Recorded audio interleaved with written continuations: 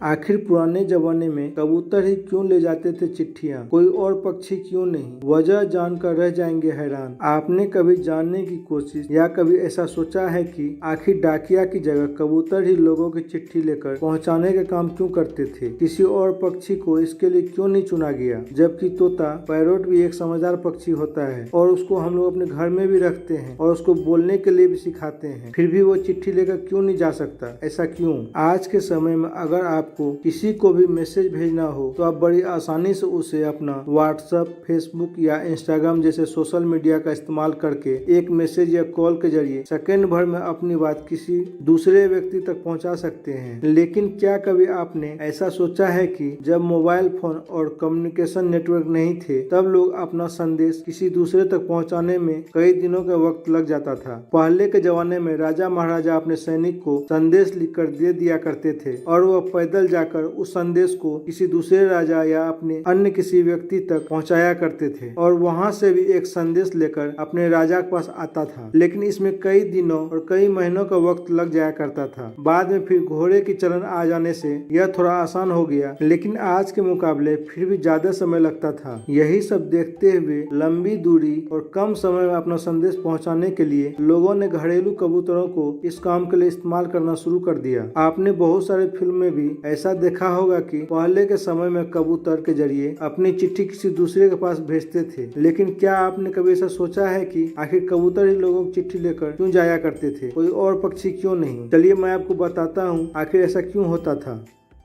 यदि आप मेरे YouTube चैनल पर पहली बार आए हैं तो मेरे चैनल को लाइक और सब्सक्राइब करना ना भूलें।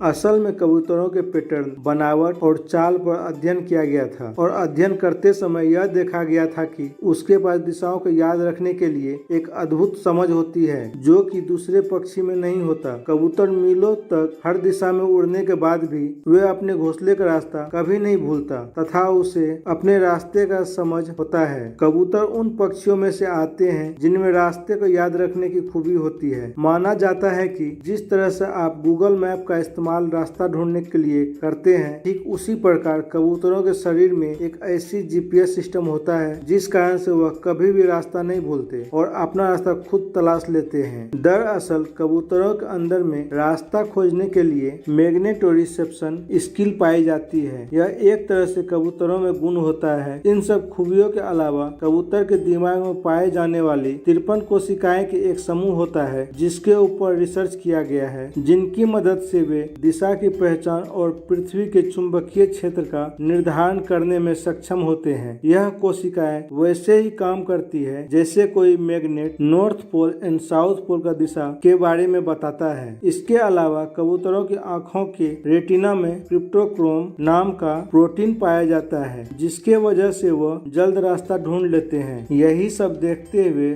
और इन्हीं कारणों से पत्र को एक स्थान से दूसरे स्थान पर पहुंचाने के लिए कबूतरों को चुना गया। वही घरेलू कबूतर चिट्ठियों को जल्दी पहुंचाने में आसान भी पड़ता था। इसी कारण से कबूतर को चिट्ठी पहुंचाने के लिए यूज किया करते थे।